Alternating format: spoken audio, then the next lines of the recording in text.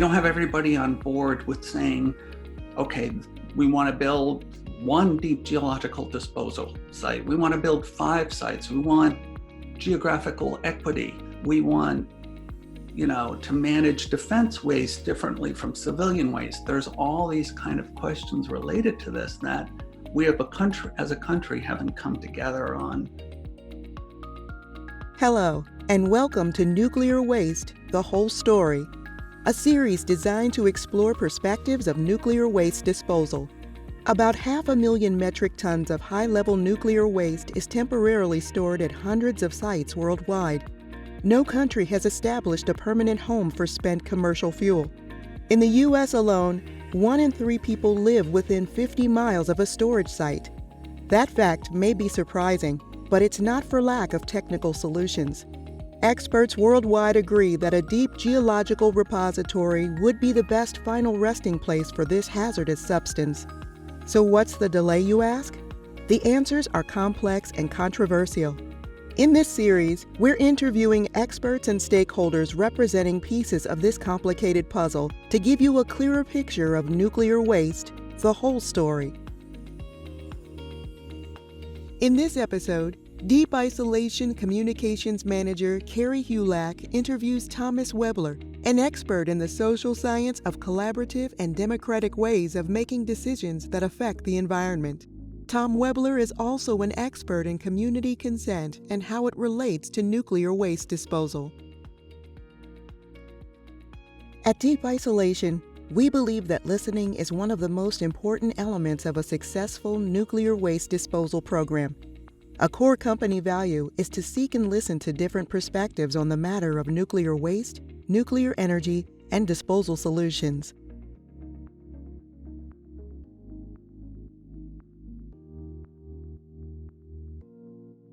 The opinions expressed in this series are those of the participants and do not represent Deep Isolation's position.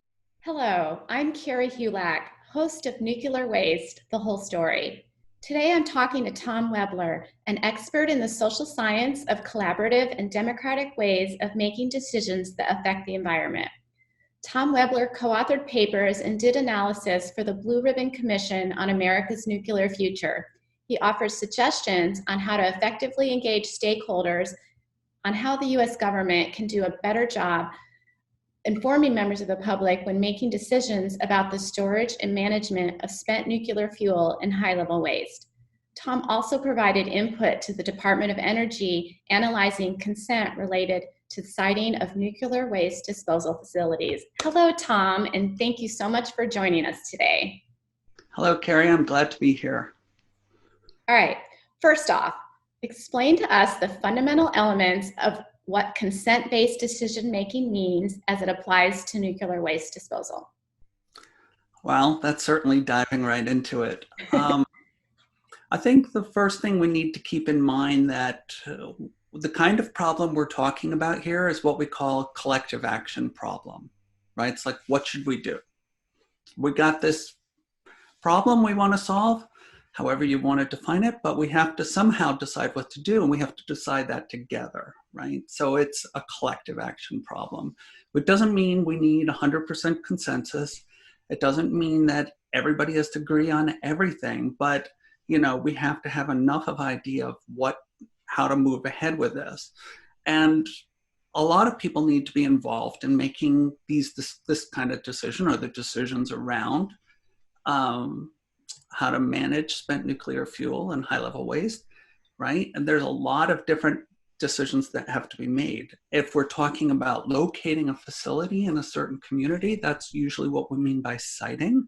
So when we talk about consent-based siting, usually thinking mostly about that community, right? And what they need to signify in order to allow a project developer to move ahead with actually implementing a technical solution. And there's a lot of associated questions that have to do with that, right? Like, who should be involved in giving consent?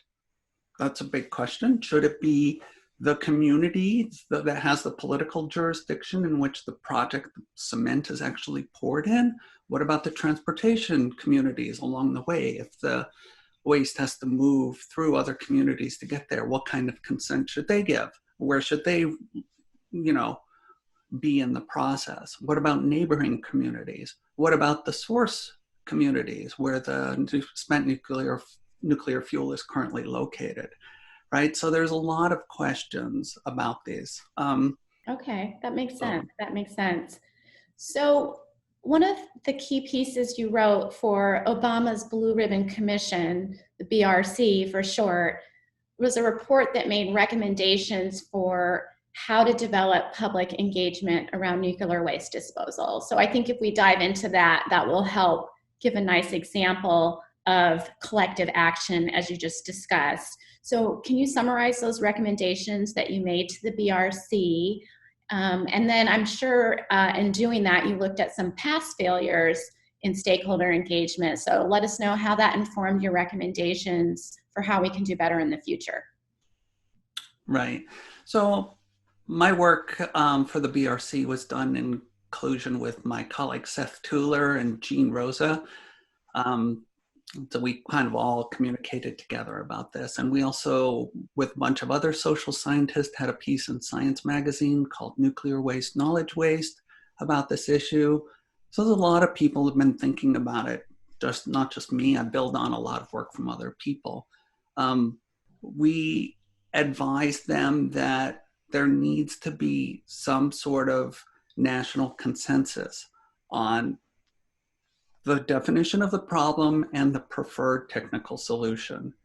So we've seen this in a lot of countries have said, we want deep geological disposal, right? This is the solution that's been preferred.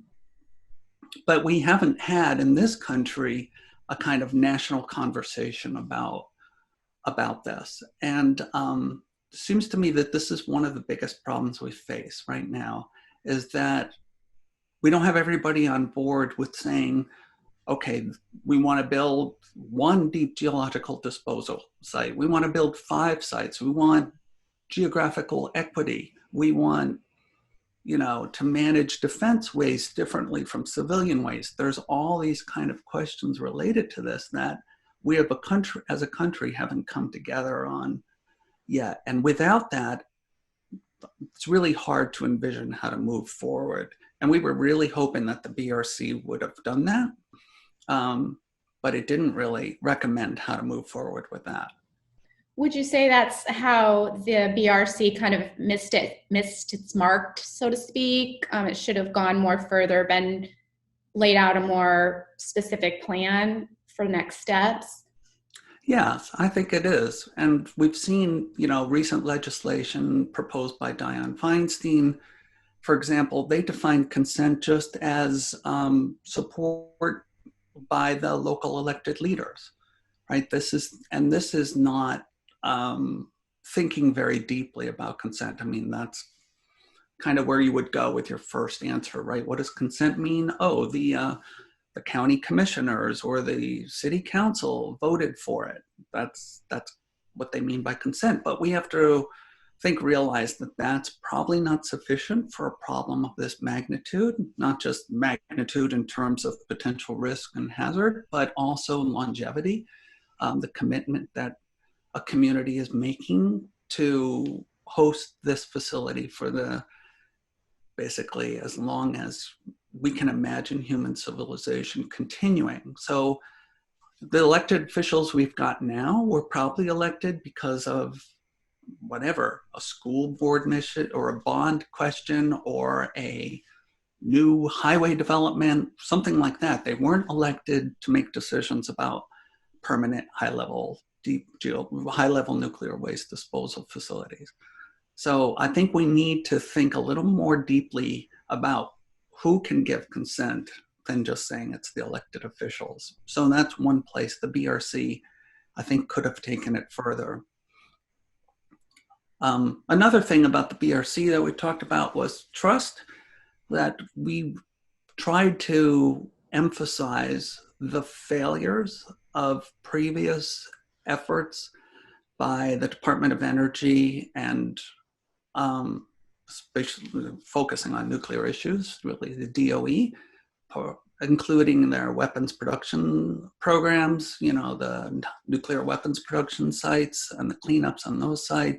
And of course, the attempts to cite, under the Nuclear Waste Policy Act. So there have been a lot of efforts by the Department of Energy over time, and many of these have been, let's say, underperforming, right? They have often ended up decreasing public trust in the Department of Energy and in the federal government at large. They've created a lot of stakeholder opposition. They've created a tremendous amount of locally driven, activist-oriented, highly educated activists in local sites who now basically don't trust anything that the DOE or the Nuclear Regulatory Commission say, right? They're constantly on their backs. And it's created an environment of extreme distrust. And that's very hard to get out of this, something we call the asymmetry of trust. Trust is very easy to lose and it's very hard to gain. And so the experiences that we've seen in the past, while DOE has done some good things, especially with the site-specific advisory boards at the nuclear waste production sites, we saw some nice progress there in how they interacted with those boards more effectively over time and did gain community trust, but that took years and years and years. And I'm sorry to say that a lot of the history has not been that positive. That is tough, especially for companies like Deep Isolation and who want to do something about this problem. I mean, what advice would you give to us and to others in the communities who do want to resolve this issue? I mean, what is the path forward to get past this lack of trust? Well, moving forward into the most important things we can do, well, trust basically is composed of several characteristics. One is caring. You've got to demonstrate that you truly care about the other parties with whom you're interacting. So the most important thing there is obviously to demonstrate the safety case. This is utterly important, that there be safety criteria that are never violated, right? That are transparent and clearly are not violated.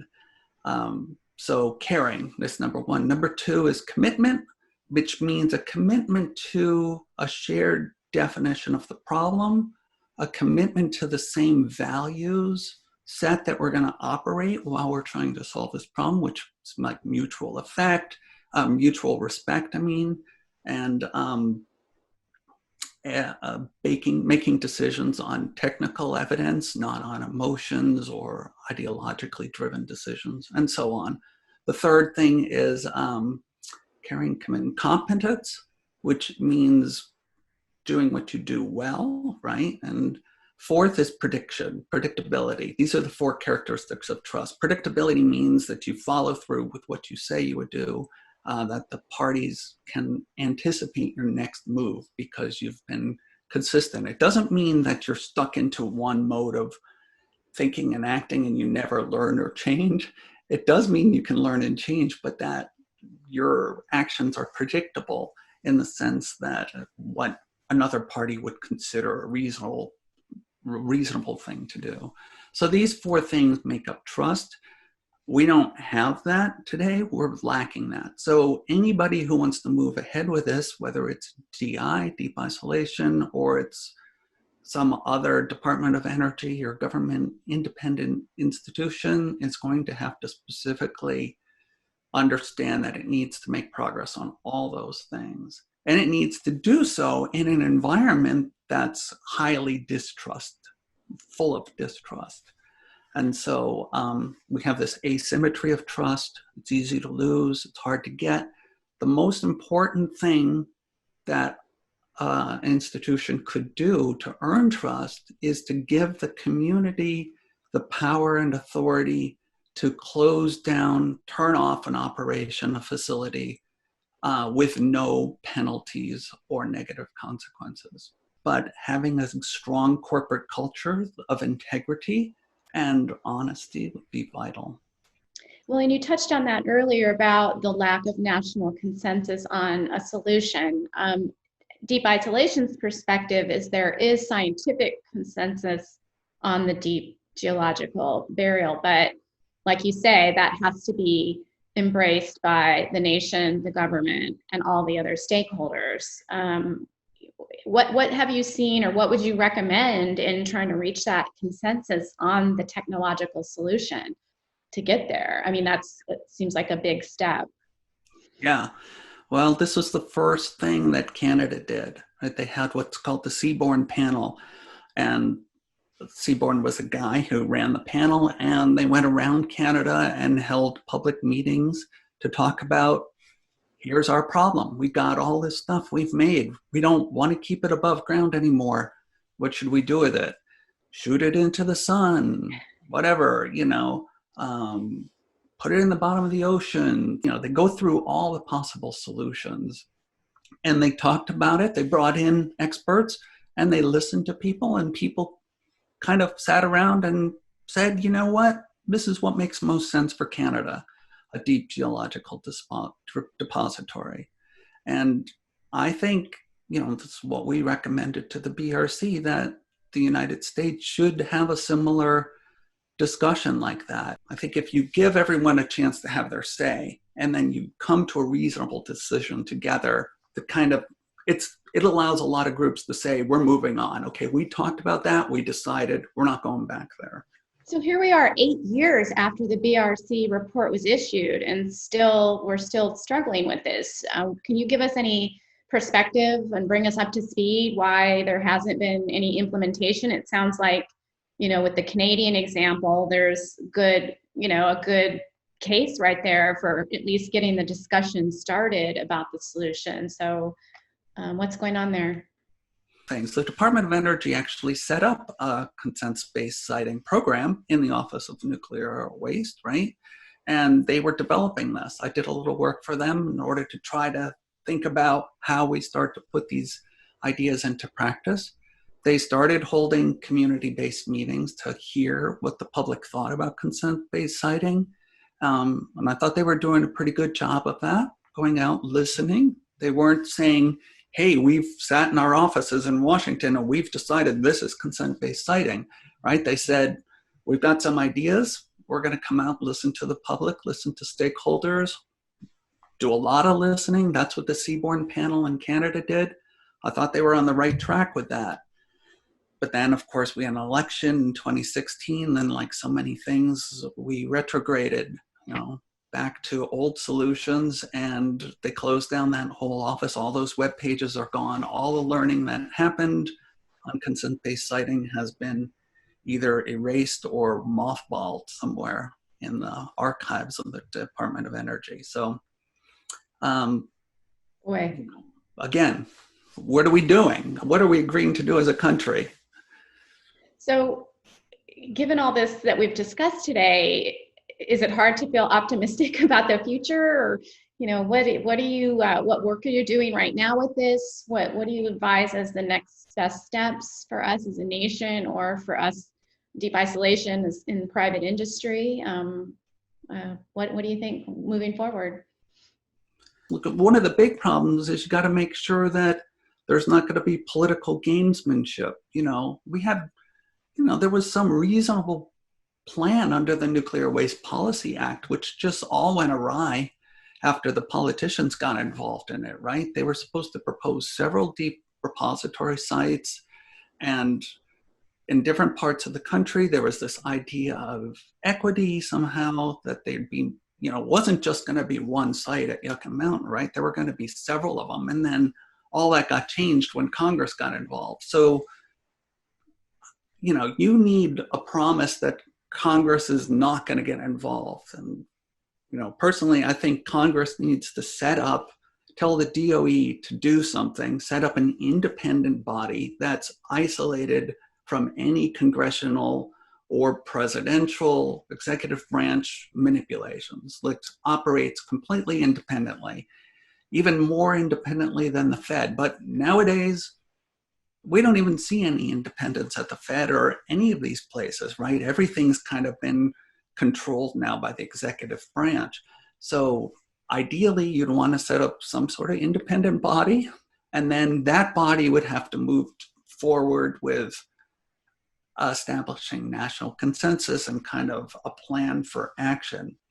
Well, thank you so much for joining us today, Tom. And I want to thank everyone who tuned in to this episode of Nuclear Waste, the Whole Story. Thanks, Carrie. Nice talking to you. Thank you for listening. We hope you'll share this podcast with others, and feel free to send any comments or suggestions to podcast@deepisolation.com. You can visit deepisolation.com to learn more.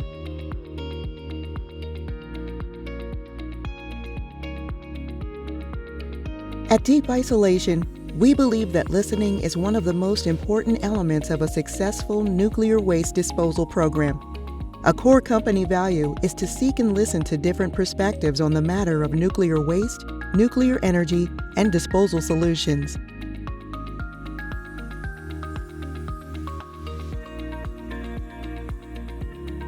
The opinions expressed in this series are those of the participants and do not represent Deep Isolation's position.